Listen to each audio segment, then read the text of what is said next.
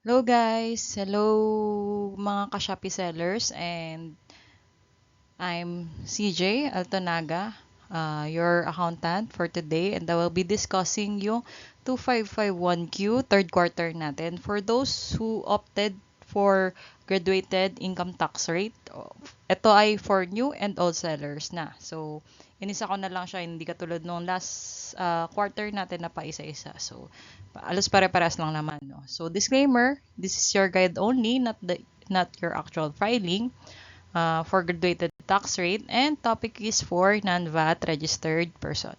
So, 2551Q. So, kapag meron kayong ganito sa ating certificate of registration natin, ayan, pag may ganyang 2551Q, required tayo to submit the 2551Q whether you're 8% na inop mo yung 8% pero may percentage tax ka pa rin dyan.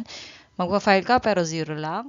Then, meron din ito, mga graduated income tax rate, MATIC, na may 2551Q. So, kailan siya? Ang frequency ng filing niya is quarterly, which is every quarter.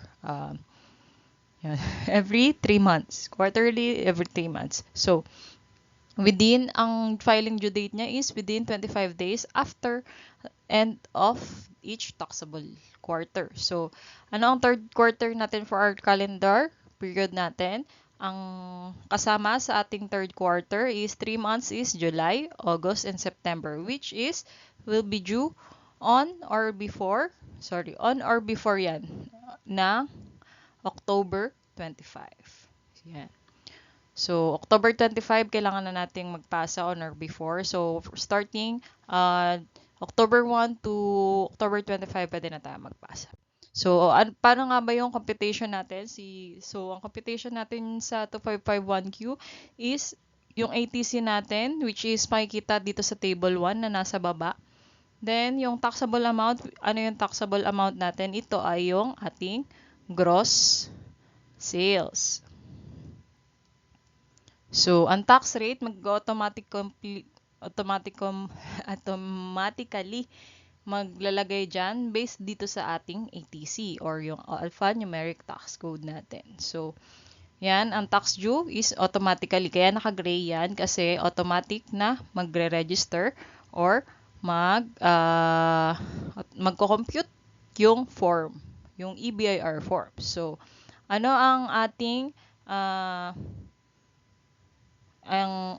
ATC. So, kung alin man kayo dito, PT 010 kapag person exempt from VAT. Yan, generally dito tayo.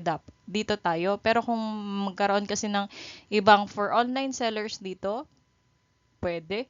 Pero sa ngayon wala pang batas na ganun. So dito may iba domestic carriers, international carrier, franchises. So hindi tayo dito. So hindi rin tayo banks and non-financial non-bank financial intermediaries. So hindi tayo 'yan. So tax on other non-bank financial. So mga interest, hindi rin tayo dyan. And hindi rin tayo mga agents of foreign insurance companies. Ayun. So, ayun, generally, dito tayo sa PT010. So, kapag ilalagay mo yan, PT010 yung nakalagay dyan. Kasi, person tayo na exempt from VAT.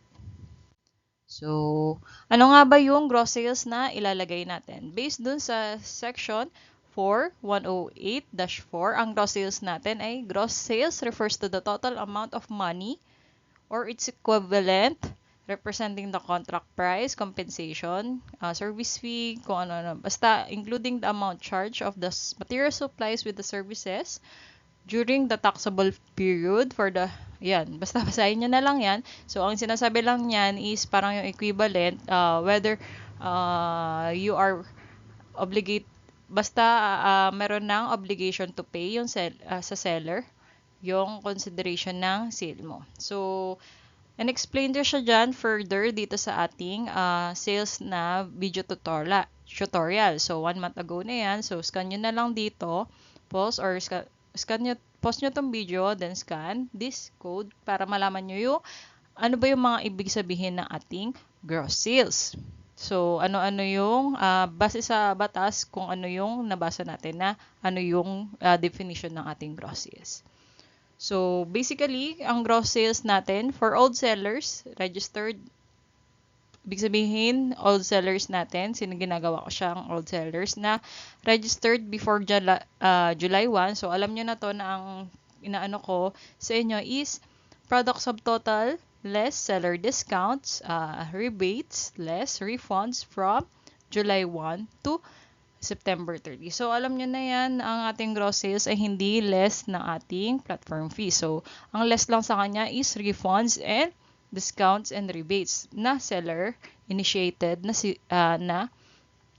discounts and rebates. So, meron din yan explanation dito sa ating sales na ating tutorial video. So, sample tayo, gross sales natin, again, for old sellers from July 1 to September 30. Sa buong quarter na tayo. So, kunyari is 29,453. Yan, less seller discounts. Ako wala naman ako seller's discount. Wala rin ako return. So, 29,453 yung i-report ko as taxable amount dun sa ating 2551Q dun sa second page yung pinakita ko kanina.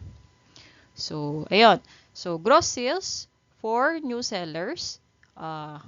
Ang new sellers ko is yung nag-register between July 1 to September 30. So, ano-ano yung mga gross sales natin? So, product subtotal, less yon, less seller initiated discounts and rebates, less refunds from registration date. Yan, from registration date tayo to September 30. So, kung new seller ka, kung kailan ka lang nag-register. So, sample, ang CRR date natin is September 15. So, ang gross sales natin na kukunin is September 15, 30. So, kunyari, meron kang seller discount. Sample lang to ha. Sample. Ito mga to, sample lang. Sample lang. Kaya, dito, inano ko na walang discounts. Dito, ang sample ko is may discount. So, ang discounts natin is 465 and returns natin is 95. So, ang ilalagay nyong gross sales dun sa ating taxable amount kanina is yung 5388. Okay? Basta kapag old sellers, isang buong quarter ang de-declare na sales. Pag new sellers, from date of registration to September 30. Yan. So, paano natin isa-summarize yung sales natin sa Shopee? So, meron ako dito ang accrual basis. Nag-upload ako ng video ng ating accrual basis and the cash basis. So, post nyo na lang to and scan the QR code kung gusto nyo pumunta doon sa ating ano. So, bakit nga ba ako gumawa ng cash basis? Kasi marami din nagtatanong from our last quarter na kung pwede cash basis na lang gagawin. Paano ko ba kukunin yung summary ng ating cash basis? So, gumawa na rin ako para wala nang maraming ding tanong. So, pero, again, ang question, should we use accrual basis or cash basis?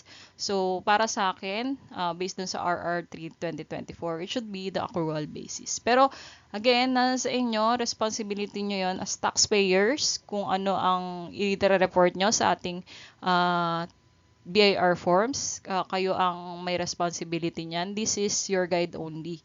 This video is your guide only. Kung gusto nyo i-push yung cash basis at kaya nyo namang i-defend kay BIR na si cash basis ay konti lang ang difference with the accrual basis. Yun. So, kasi sa na-compute ko, based dun sa mga videos na ginawa ko, konting-konti lang yung difference nilang dalawa. So, konti lang yung magiging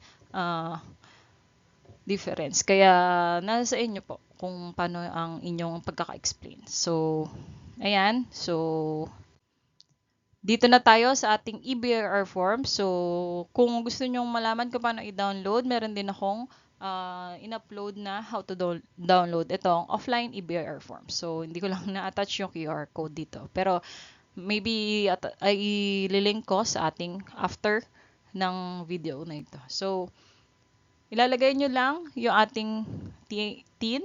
Yung TIN naman ay makikita natin sa ating COR. Ito din ang RDO code.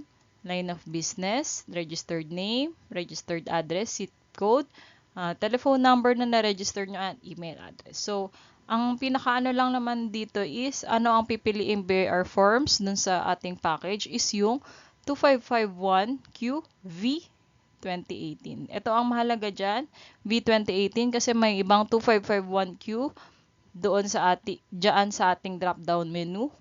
So, lagi nyong pipiliin yung V2018 since ito yung latest version ng ating mga BIR forms. So, after mo mapili yan, click mo lang tong fill out, then mapupunta ka na sa ating first page. So, itong page 1, yan, ang pipiliin mo lang dito is calendar year, then December, then again, third quarter na tayo. So, third quarter ang ilalagay dyan. So, amended return ba siya? Number 4? No. Pero kung nakapagpasa na kayo at gusto nyo mag-amend or gusto nyo baguhin yung nilagay nyo, so, or may nagkamali kayo sa previews, pwede nyo ilagay yan na yes. Pero ngayon, no tayo kasi kunyari, first time natin na magpapasa. Okay? So, automatic ito. Automatic din yan. Automatic. Yan, mga yan, nag-automatic. So, are you availing tax relief? Lagi yang no. Pero kung meron naman kayong tax relief or special law, international tax treaty, pwede nyo naman ilagay. Pero, kung hindi nyo yan alam, no nyo na lang po. So, sa 13, number 13 natin, since ang tutorial ko dito is ating graduated, so, ayan na pipiliin natin. Graduated income tax rate on net taxable income. So, ayan. So, tapos na tayo sa first page. Unang ano natin is, tapos na tayo sa ating first page. So, second page na tayo. So, ayan. Ito yung page 2 natin. Ito, automatic naman yan. So, again, ang pipiliin natin is PT010. Then, yung sales natin na recorded for third quarter only. So, July to September yan. So, ayan, nag-automatic compute siya, kaya nakaka-gray yan. Yan. So, automatically computed siya. So, ayun lang, pipiliin mo lang yung PT010, tapos lagay mo lang yung gross sales mo, then, ang ating tax rate. Ayan. So, mabalik ka sa ating page 1. Nasa page 1 na ulit tayo. So, ito yung magiging mag-automatic naman ito. So, ayan. Ito ang amount na payable mo sa BIR. So, ayan. So, validate. Click mo yung validate para to check if the form is ready. Pwede na siyang i-submit and no missing details sa form. Yan. Then, click edit to re-edit the file after validation. Tapos, save kung gusto mo i-save yung file. Then, print kung gusto mo namang i-print to PDF or to the paper. Then, submit final copy para may submit mo na online yung form. So, ang submit final copy, kailangan mo ng internet. So, etong sasubmit mo, paglalagay mo sa form, hindi mo pa siya kailangan ng internet. Pero kapag isa-submit mo na siya online, kailangan ng submit final copy, kailangan na ng kailangan na ng internet. Yun, sorry. Note lang natin na double check mo yung details or of the form before clicking final copy kasi once submitted, you cannot edit the file. So, hindi man na siya may edit kapag nag-submit final copy ka na. So, check mo lang naman doon kung tama yung calendar year, quarter, kung ano yung amount, ganyan. So, ayun, kailangan mong i-double check before. Basta sure ka na tama na yung file, tama na yung compute mo. So, submit final copy mo na. Okay? Tapos, after ilang minutes, minsan days, minsan kung ano man siya. So, magko-confirm si eBIR forms, no reply. Yan, bir.gov.ph sa email na nilagay mo dun sa BIR forms. So, magre-reply siya ng file name, yan, kung kailan na-submit, kung kailan na-time receive. So, hindi pa ako nakakapagpasa, kaya Q2 pa to. Pero, kapag nakapagpasa ka na, magiging Q3, dapat yan. Para ma-sure mo na, submitted na ako ng Q3. So, Kailangan pa bang mag-physical file sa mismong BIR or RDO natin? Hindi na po. Kailangan pa, sorry. Kailangan pa ba nating mag-submit sa ating BIR form ay sa RDO natin ng physical? Hindi na po. Hindi na po kailangan. Basta nakapag-submit ka ng EBIR forms online, okay na po 'yon. Okay na tong receive na to.